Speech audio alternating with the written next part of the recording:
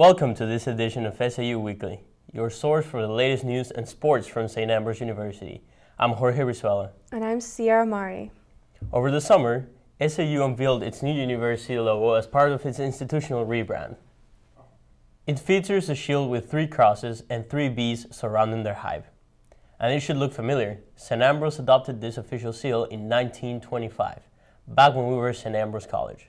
For decades, you could already find this seal located throughout our campus in places like the chapel and in front of Ambrose Hall. The new font is inspired by the work of Father Edward Catich, who founded the university's art department in 1939. But don't worry, this new logo does not replace our longtime Fighting Bee Athletic logo. But the new logo and word mark is just a small part of a much larger rebrand. SAU Weekly's Ryan Schistel explains. Over the summer, St. Ambrose unveiled its new institutional brand, which you've probably seen around campus with a new logo, a new color scheme, and a new font. But this brand is much more than that. When we talk about a brand, we're talking about promises that we're making and experiences that deliver on those promises. In the case of St. Ambrose, the promise is to deliver a high-quality liberal arts education. That's distinct from branding, which are things like logos and taglines. That's the expression of the brand through visual and languages, the messages you choose, and then the tactics you use to then engage your audiences are your marketing. To market this new brand, Dr. Arquette's team asked themselves what sets St. Ambrose apart from other institutions. And one of the obvious places of that is our deep history with the chapel and the architecture of the campus and Catich at the university. So those seem to be just logical places to turn to and say, these are things that no one else can claim as their own. The other component of SAU's new brand is student experience to drive home the idea that a student's time at SAU makes the university what it is. The rollout of this brand, however, is easier said than done. So once you build the brand, you then activate it. So you have to then replace all the existing, what we in marketing call collateral that already exists out there. So things from signs to print to t-shirts to the website, all that needs to systematically be replaced. So that's issue one. The other issue is helping our campus community understand how to lean into and live that brand. The rollout will take time, but Dr. Arquette and his team are confident this brand will help to propel the university for years to come. Although elements of the old SAU brand can still be found around campus, that will soon change. For example, pole banners like these will hopefully be replaced by homecoming. For SAU Weekly, I'm Ryan Schistel. Over summer break, the St. Ambrose security team added another source of safety on campus. After the successful security upgrades in parking lots and lobbies, the university has installed cameras in all resident hall elevators. We caught up with some students to get their opinions on the addition. I think it's a good idea. It personally just makes you feel a lot safer, just going in and out and just making sure that there's a system that knows who is doing what. I think it's a pretty good idea, honestly. So far, even in the elevator in my own hall, I've seen a lot of trash already thrown about inside of it, and I think that needs to be caught. The campus security office can be found on the main floor of the Rogowski Center next to the main doors. After 14 months of renovations, the Higgins Hall of Innovation and Human-Centered Design is nearly ready to open. It will boast state-of-the-art classrooms while still maintaining its long history on campus. Higgins Hall will house our social work, public health, and psychology programs, as well as a Center for Interpersonal Care. Physical Plant Director Jim Hannon says that the move-in process is scheduled to begin in November. End of October, construction should be complete, and November 1st, furniture is supposed to show up and we'll start putting it in. We'll take that over and our IT department will oversee the install of that. Hannon expects faculty and staff to move into Higgins Hall over winter break.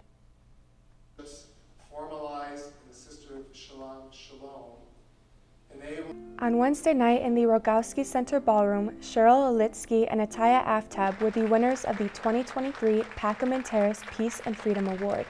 They are the founders of Sisterhood of Salam Shalom, which creates relationships based on shared values between Muslim and Jewish women.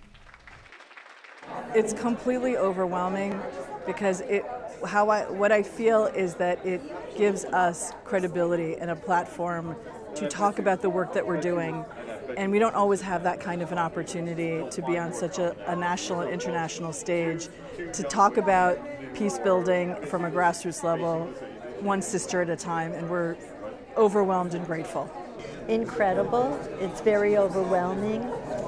I heard all the names, and it's an incredible responsibility, and it's an incredible feeling to be standing on their shoulders. The Sisterhood of Salam Shalom began back in 2010 and only had 12 members, but now they have more than 150 members worldwide. The St. Ambrose Counseling Center hosted the third annual mental health fair this week. Students are welcomed by 66 local organizations and businesses in support of mental health awareness. The fair included a cakewalk, trivia, emotional support animals, a scavenger hunt, skill-building activities, games, and most importantly, a community that cares about the well-being of students.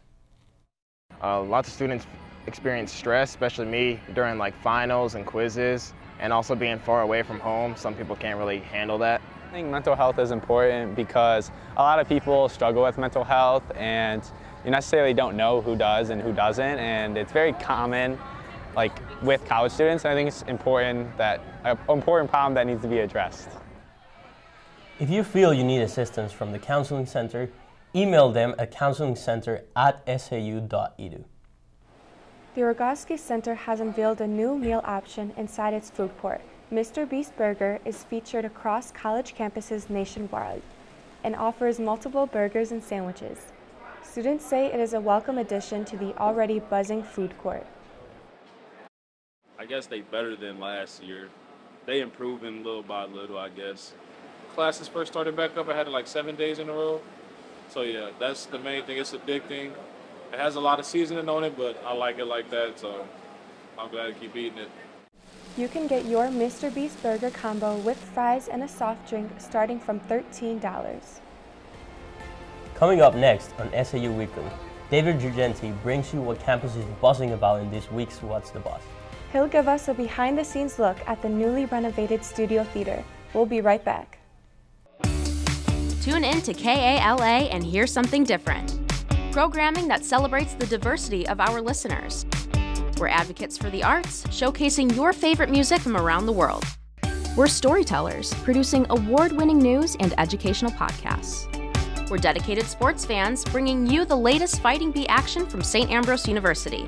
We're a learning lab, mentoring the next generation of broadcasters and content creators. A part of your community for 5 decades. We're KALA Radio, 88.5 FM and 106.1 FM. Turn it on and turn it up. Work began this past spring to create our theater department's new studio theater, or U-Stage. SAU Weekly's David Girgenti gives us a look at the new upgrades in this week's edition of What's the Buzz?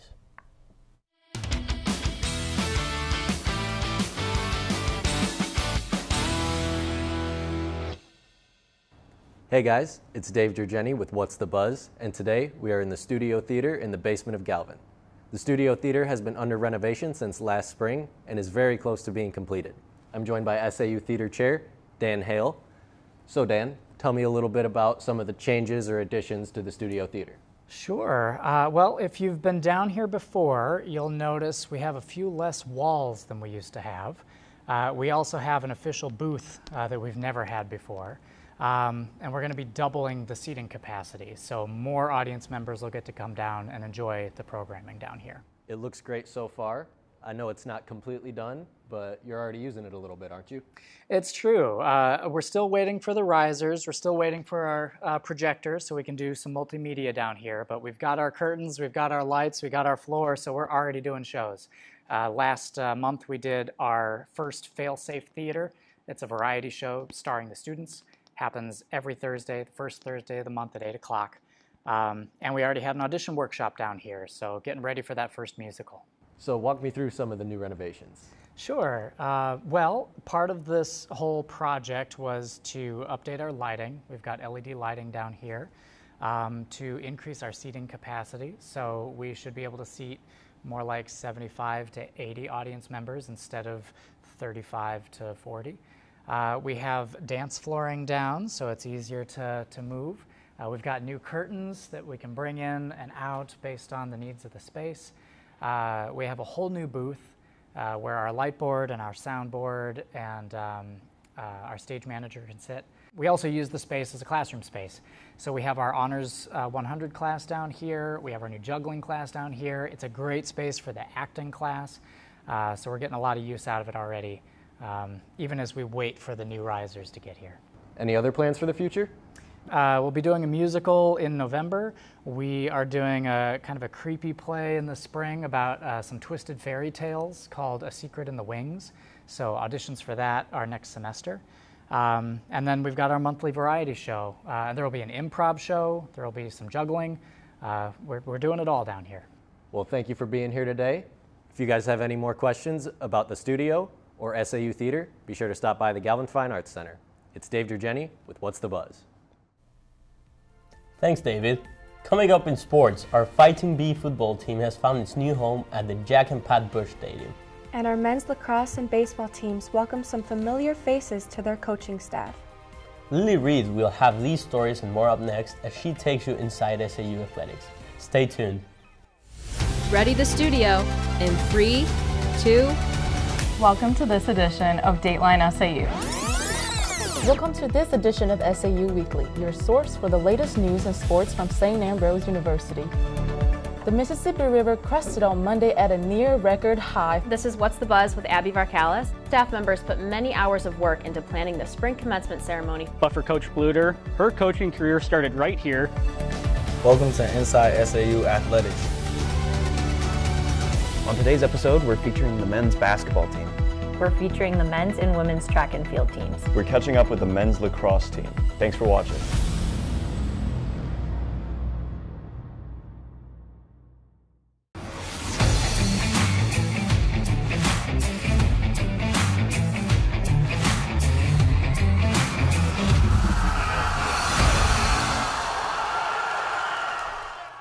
Fall sports are often running at St. Ambrose, with it cross-country hosting both the men's and women's teams in the annual Fighting Bee Invite.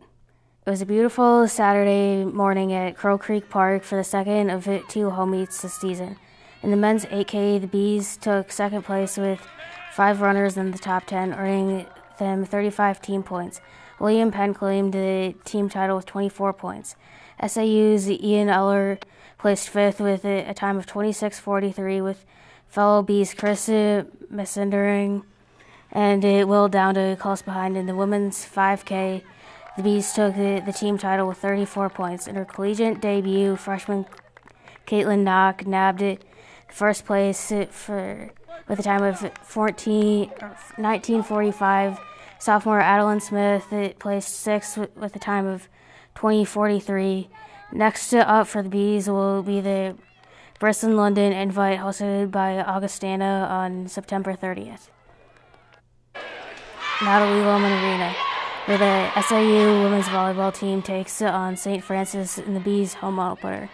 To start off the match, as Hannah Sondag did Kelsey Kohlberg for the kill to make the score 11-7 in favor of the Bees. The Bees keep the momentum going with a kill from Meredith Siebers to give the Bees a 15-9 lead. Then it's a block by Mackenzie Grafton to put the Bees up 19-13. To end the first set, it's a kill from Meredith Umland to make the score 24-19 in favor of the Bees. The momentum continued throughout the rest of the match to allow the Bees to win 3-0. On Wednesday, the Bees traveled to Clark University and won 3-2 to put them 8-8 on the season.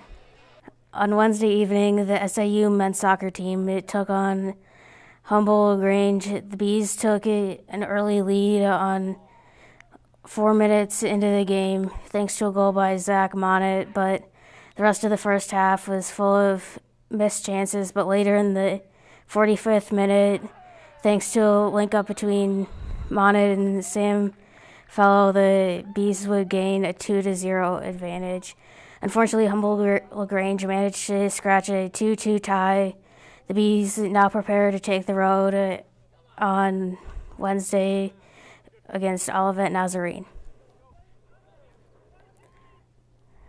The Fighting Bees football team is kicking off the 2023 season in a new home. The team is now playing at Jack and Pat Bush Stadium. It's one part of the ongoing upgrades to the St. Vincent's Athletic Complex. Head coach Vince Phillip shares the excitement with his team. You know, I think the guys are really excited. It's obviously a really cool deal for them. It's been something we've been talking about here for a number of years. So for us to be able to go through that and have that experience for the first time, I know the guys are excited. I just emailed all of our parents. I know the parents are excited too. So yeah, there's going to be a lot of juice, a lot of energy, and I know the guys are going to be ready to rock. St. Ambrose lost their home opener against UW Stout, but will be back for 4 more home games at the new stadium. The next home game will be September 23rd. Looking ahead to this weekend, the SAU football team will travel to Michigan to play Siena Heights on Saturday with a 11 a.m. kickoff. The women's soccer team will also travel on Saturday to play Indiana University South Bend for a matchup at 11 a.m. The men's golf team will be attending the Loris Golf Tri-State Golf Classic on Sunday, and the women's tennis team will be at home on Sunday hosting North Park at 12 p.m. SAU men's lacrosse has a new head coach, and it's a familiar face. Devin Caesar takes over after being a graduate assistant last season. Before being a coach, Caesar played 2 seasons with the Bees. With experience both on the field and on the sideline, he's now looking forward to leading the program he's already been building. I mean, it's spectacular. I'm really thankful for Mike Holmes and the committee that really got me the job here. Really, I'm loving it so far. It's my home. The guys here are my family. I'm here to make the school here my family as well.